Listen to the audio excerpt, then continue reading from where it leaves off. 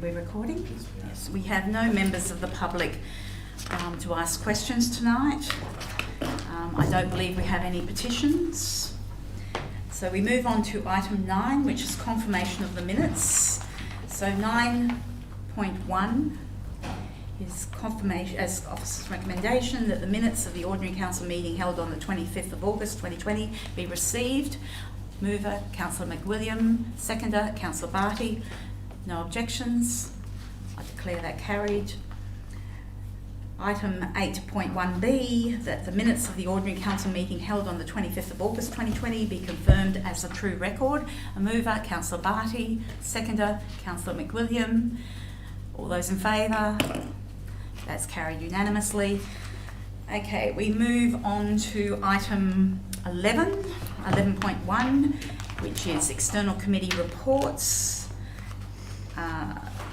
So the officer's recommendation is that council notes the attached minutes from external committee meetings held within the reporting period. Do I have a mover? Councillor Wilson. Do I have a seconder? Councillor Barty. All those in favour? I declare that carried. Okay, we move to en bloc, which is item 12.1. Coming out of en bloc, I have 12.2. 12.3 has been withdrawn. 12.4. 12.5, 8, 9, 10, 11 are carried en bloc. Oh, hang on, sorry, can you Yes, then we got out of en bloc 12.6, 12.7, 13.1 and 16.1. So the only item, just to confirm, that's coming out of en bloc that was in the top table is 12.2. 12.2, And 12.3 has been withdrawn, and 12.4. Thank you. I have withdrawn 12.2 so that Councillor Gangel can We have to decide. vote on the... Yes. Yep. Okay. So do we have a mover for the en bloc items? Councillor Quinton, Councillor Barty seconds. All those in favour? That's carried unanimously. Okay, so 12.2, I invite Councillor Gangel to preside over this item.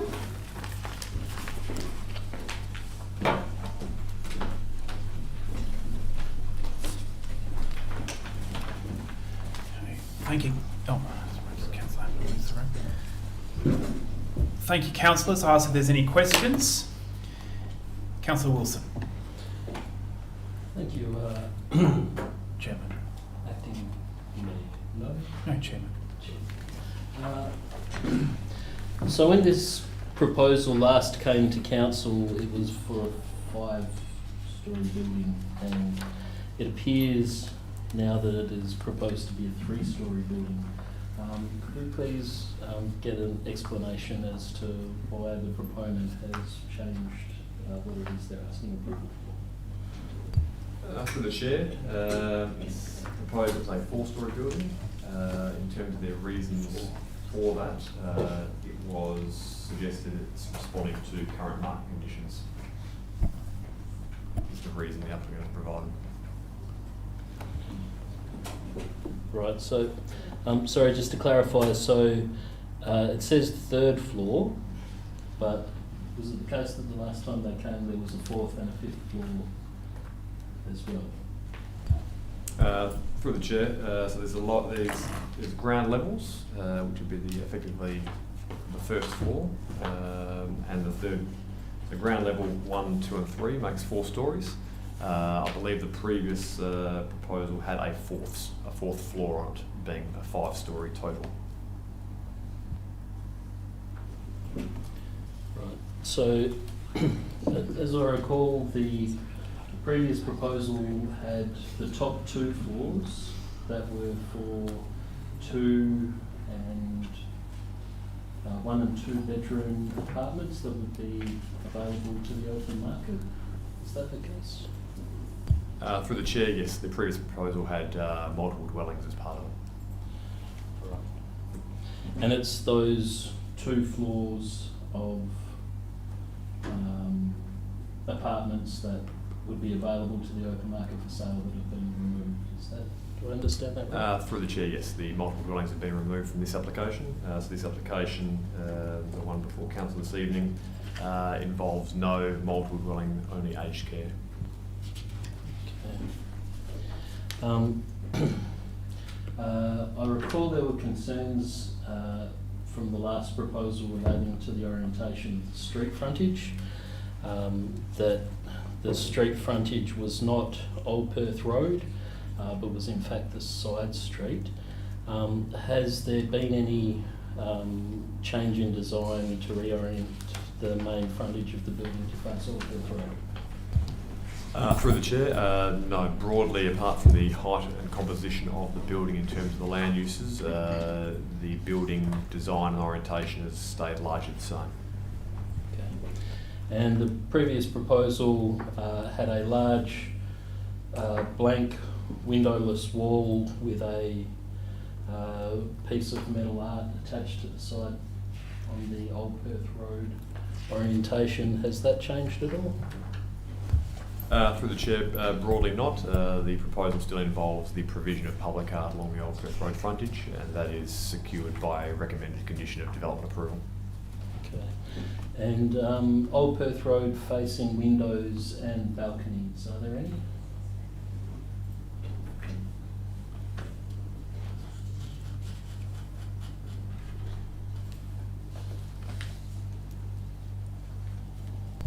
Through the chair, there's certainly a condition recommended that provides for activated frontages to Old Perth Road to ensure an appropriate interface. Right, but the conditions recommended, how substantially different are they from the mock-ups or the designs that have been proposed? Sorry, can you repeat the question? Sorry, I didn't quite catch that. You talked about conditions recommended, but I'm wondering what the gap is between the conditions that have been recommended and what has been proposed in the design that's come to the town.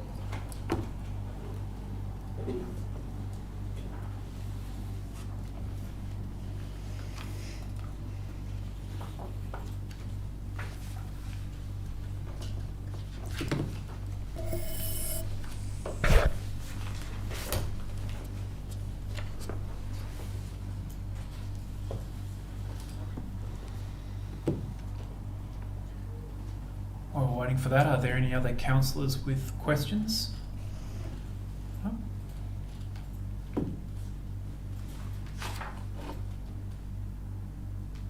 Through the chair, there's proposed to be openings to Old Perth Road, but the condition has been recommended to ensure they're not obscured so as to provide an appropriate interface. Thank you. Thank you. Right, if there's no further questions, councillors, I ask if there's a mover. Moved Councillor Quinton and a seconder. Seconded Councillor Hilary McWilliam. Can I ask if there's anybody against councillors? If not, I'll put that to the vote. All councillors in favour? That is carried unanimously. We'll move on to 12.4 and the Deputy Mayor may return.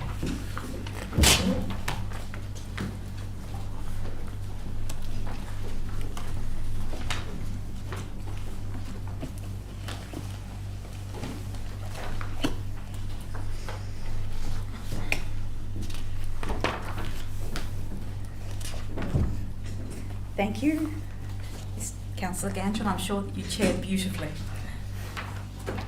Passed it unanimously.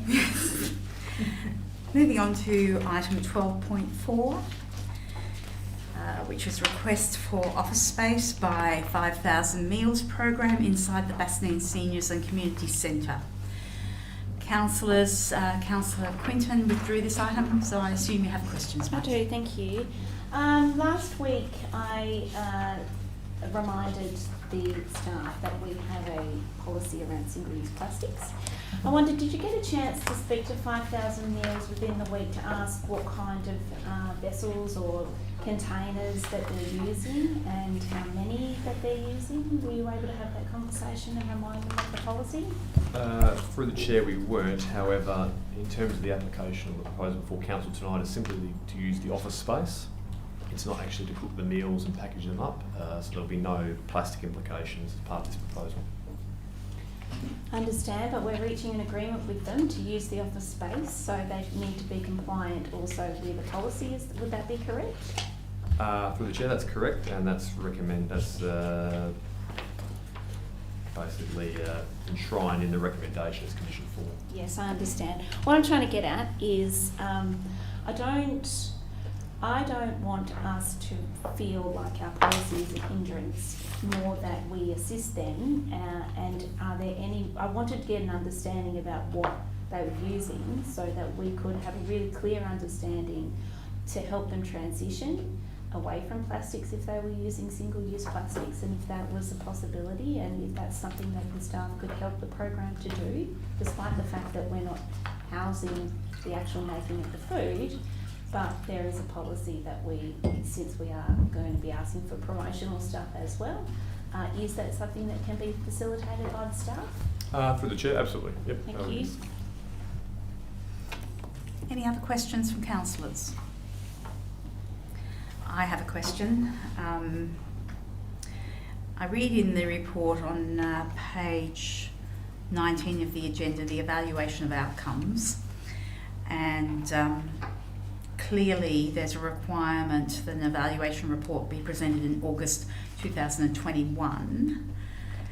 And I'm wondering if it's the intent of the administration to present that evaluation report to council.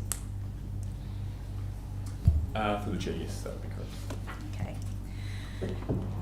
So would it be possible to add a point to actually say that the evaluation report will be provided in August 2021 for council for consideration by council? Would that pose any issues? Through the chair, no issues. Okay. If there are no further questions from councillors, I'd just like to move a slight amendment to point 4, if I may. That request staff assist the 5,000 Meals program to transition to biodegradable products in order to comply with Council Policy 2.15, single-use plastics and balloons. May I ask a question, Councillor Yes. Quinton? Are you meaning biodegradable or compostable? Oh God, we're going to get into this argument. What is the correct term so that we can move away from plastic? Well, biodegradable is not great for the environment. So I'll say compostable. Is that what you're getting at? Or Got you. reuse or reusable. You know, it depends on how they're going to do this and how we're going to actually assist them in doing this. There's a couple of different ways to do it. So Shall we just say environmentally friendly? that's better. Okay. Yes. Did you say that already? So then I'll reread the amendment. Request staff assist the 5,000 Meals program to transition to environmentally friendly products in order to comply with Council Policy 2.15, single-use plastics and balloons. And as the mover of the motion, may I ask you if you would accept another amendment? I have not moved this motion.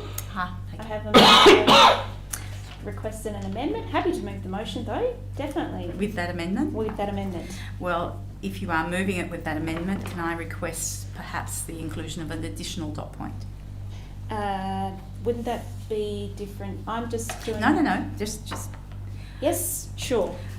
So the additional point I'm thinking is a dot point 5, that an evaluation report be provided in August 2021 for consideration by council. Yeah, fine. Yeah. So, Did you get that, Amy? I've written that down. You need it? Yes, please. Sorry, that an evaluation report be provided in 2021, August 2021. So, councillors, we have an amendment to the officer's recommendation, mover being Councillor Quinton, and an additional amendment point 5, which means I will second Councillor Quinton. Is that acceptable to all councillors? If we've got a mover and a seconder, are there any objections? No? So, all those in favour? That's carried unanimously.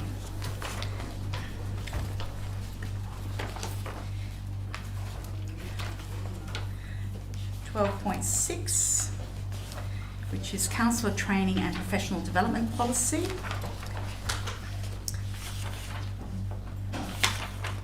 That wasn't pulled. It's in on block. Okay. Sorry, councillors. Apologies. So 12.6. Do we have any questions on this policy? Councillor Wilson. Thank you, Deputy Mayor. I understand that the state government has recently changed regulations requiring that councillors complete certain training modules by a certain date. I'm just wondering if there's a centrally kept register at all of which councillors have completed which modules? Absolutely, it's now available on our public website, on the Town of Bassendean website. So a requirement of the new provisions includes the development of a register that's publicly available, so each of the councillors can actually see what training that they've done. Okay. And I noticed that Walga sent around an email to councillors today advertising training courses. Are there any councillors that have not completed all of the required training modules? I believe there may be one councillor that is still progressing the required training. And without naming that councillor, has that councillor been made aware and attention Yes. brought? Okay, Yes. that's good. Okay, if there are no other questions, do I have a mover for the officers? Councillor Wilson, a seconder. Councillor Barty. Anyone? All those in favour? That's carried unanimously. And we go to 12.7, which is appointment of Acting Chief Executive Officer policy. Are there any questions on this policy? Do we have a mover? Councillor Barty, a seconder. Councillor McWilliam. Anyone against? All those in favour? That's carried unanimously. 13.1, which is a motion presented by Councillor Wilson. So, do any councillors have a question on this item? I do. So, having had the benefit of reading the officer's report in response to the notice of motion I put in, staff suggest that it would be feasible to have a workshop in February 2021, but then also said that that workshop could be brought forward to October or November should council wish to reschedule. So my question is, if we were to amend to have the workshop in November, would that provide enough time for staff to be prepared? Through the chair, yes, that would be fine, councillor. Okay, thank you. Councillor Wilson, perhaps you might wish to put by the end of this calendar year in your motion to allow the staff to come back to us at a time that suits them before the end of December. Thank you, Deputy Mayor. I think that's a great suggestion. I would then seek to move the motion with an amendment to point 2 to say convene a workshop prior to the end of the calendar year for councillors to discuss the report once it's been prepared. So before I ask for a seconder, are there any other councillors who wish to ask questions? Okay, so do we have a seconder for that motion? Councillor Quinton. Do we have anyone against? Councillor Gangel, so I assume we'll have debate. Okay, Councillor Wilson, if you'd like to commence. Thank you, I will. It's a pretty straightforward motion. It just asks for the CEO to prepare a report. It follows up a decision previously made by council to implement differential rates in our town, which was carried by a majority of council at the time. It does not commit the town to implementing differential rates, but rather commits staff to provide us with the information that we need to make an informed decision at a later time. In speaking to the reason why this is something we might wish to look at a later time, I draw councillors' attention to the table that's on page 47 of the agenda. And it notes there that the number of properties on the minimum rate, we have 2,226 properties, residential properties that are on the minimum rate. And what that means is that council at some point in the past has decided to increase the minimum rate to a level above that people would otherwise pay if their GRV and the rate in the dollar was applied. So what that suggests to me is that we have a perverse outcome in our town where we are requiring 2,226 households to pay a much higher rate than they otherwise would have, and those households live in houses with the lowest GRV. So people living in houses in our community with the lowest value of property are disproportionately paying a higher percentage of rates than they otherwise would if we didn't have a minimum rate set at the level that we have. I would hope that by receiving this report, we would come to understand just how much that is costing the 2,226 residential households in our community more than they would otherwise pay, and whether it is something that we would wish to continue to do, or whether instead we would like to remove that additional burden from those 2,226 households and instead redistribute that burden to absentee landlords, absentee investors, people who do not live in our community but rather own vacant land in our community. So all this and more will be known to us if we pass this motion, and I recommend it to council. Councillor Quinton? I concur with everything Councillor Wilson said. I'll just add that I think we were caught up on a technicality last time. My view on differential rates hasn't changed, simply for what Councillor Wilson says is an equitable issue. We have people who can afford to buy blocks of land and do nothing with them when we're in the midst of doing our town planning scheme, which is encouraging people to increase density. Meanwhile, we have people who can sit around and not develop their land. Therefore, it is only equitable that those people either be encouraged, which is a very diplomatic word, to develop on that land. So I still believe that differential rates is something that we should explore in this town, given we're so close to the city. And that there are still plenty of people out there. We have a rental market at the moment where we had 20 or 30 people turning up to a rental property. We have families who are getting pushed out of the market, and we currently have 40 people sleeping under a bridge in the middle of the city because there's no housing. This is what is happening in our city because there is not enough affordable housing. So while people can sit on land and land bank, we should do everything in our power to ensure that there is enough social and affordable housing for those who can't afford to buy multi-million-dollar properties or spend money on land and just sit around and just own it. So I think that they can afford and should deserve to pay more so that we can spread the love to other ratepayers within our town. Councillor Gangel. Thank you, Madam Deputy Mayor. It was interesting, last time got brought up. Well, last time, this contributed to a $90,000 black hole in our budget. We had an opening budget deficit because this council tried to implement something that was against the Act. And the local government department had to tell our administration to rewrite our rates notices. That contributed extensively to a budget deficit at the start of our budget.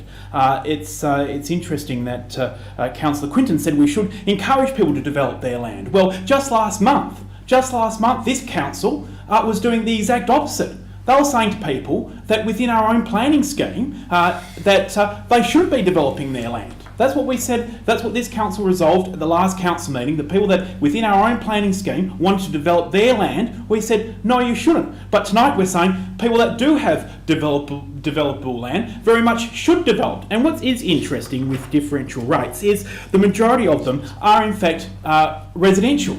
They're residential. So these are people largely that have potentially, what I heard from last time, subdivided their blocks, but the land values were such that they just couldn't sell them at that point in time. So you're not going to create additional varying rates of housing with the differential rate. There's no contribution that's required by the state to put in to buy land within the town to develop affordable housing.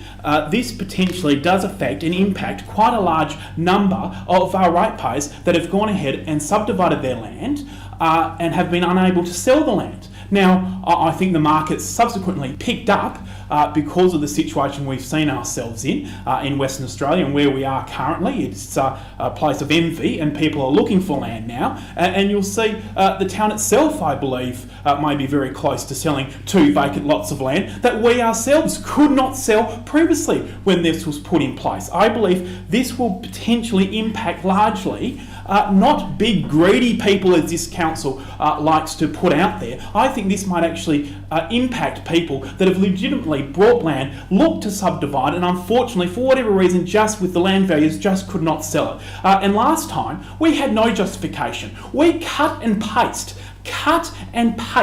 from other local councils our justifications. Our justifications were cut and paste out of another council, might have been the town of Victoria Park, because they had differential rates. When people came here who had their land, who were looking to sell, just couldn't sell at that point in time, they asked, how is our land contributing to antisocial behaviour? This council couldn't answer because there was no justifications done by this council. It was simply a cut and paste exercise that contributed to a $90,000 budget black hole that was created because we had implemented something that was not legal under the Act, and therefore we had to revoke it and the rate notices had to be reprinted. I believe personally, in a town our size, I'll have to ask you to wind there is no justification. And you look at the vacant land in industrial and commercial, it is very limited in the town, and this will impact residents, not people that don't live in this town, but our residents. Thank you.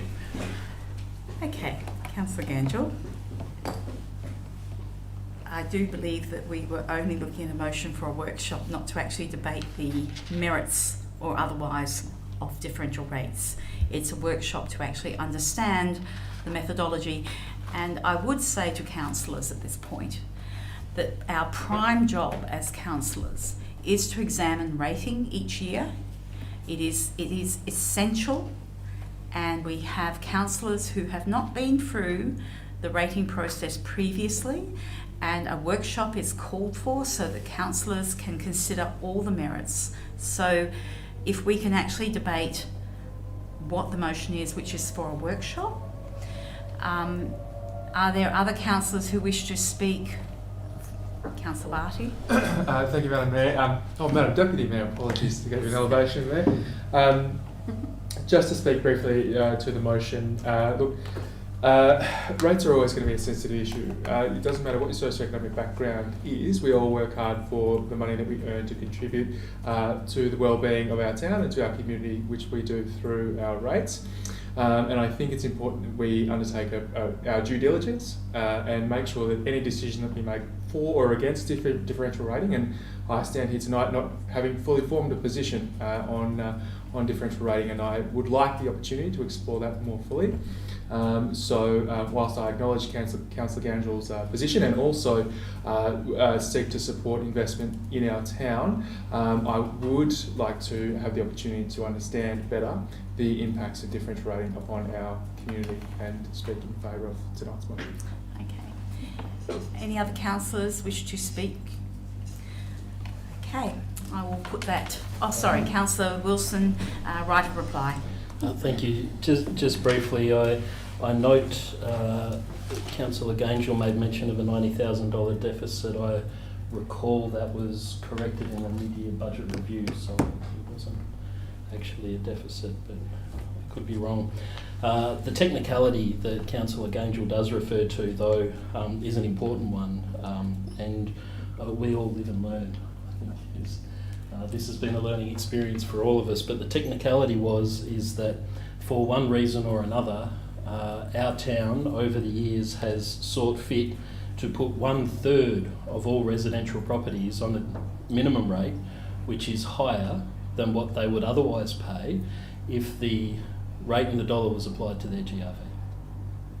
So if we want to talk about fairness, I think Councillor Quinton raised very good points about the shortage of rental properties that are available in the market, the scourge of homelessness that far too many people face today, and that if we can come up with a policy setting that takes away the disproportionately higher charges that we are forcing onto people with lower valued properties in our community, and at the same time encourage those sitting on vacant land to develop or potentially divest, that would be a matter entirely up to them, then that would be something that would contribute to fairness in our community.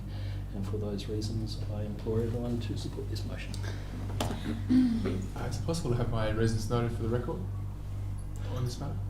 I think it's only if you vote against. Only if you vote against. Thank you. Okay. So I'm going to put that to the vote. All those in favour? And against, we have Councillor Gaingel. So I declare that carried.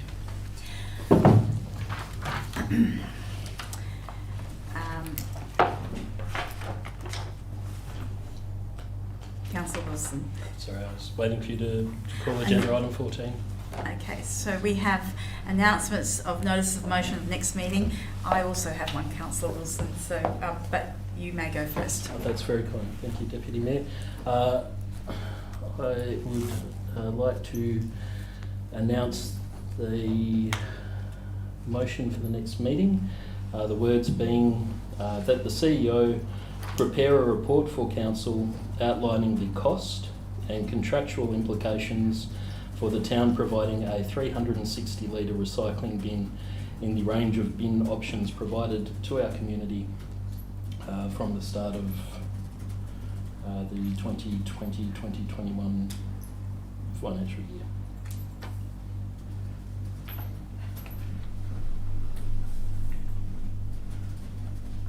Thank you.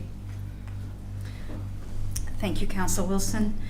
And my proposed motion for next month's agenda, that Council formally recognises the achievements of the late Tina Klein by one, authorising the CEO to investigate and implement potential planting dedication of a tree in a prominent location to occur during the next winter planting season, and two, request staff to select a tree variety that has potential to grow into a stately and prominent specimen offering decades of shaded amenity for future generations, and three, write to the family of the late Tina Klein to ascertain their wishes in respect to points 1 and 2 of this motion. I believe that a copy has already been forwarded to the administration. Okay, so item 15, the urgent business, there is none that I know of, which means that we're moving on to confidential business. So if I can have a mover to go behind closed doors. Councillor Wilson, Councillor Barty seconding. All those in favour? That's carried unanimously.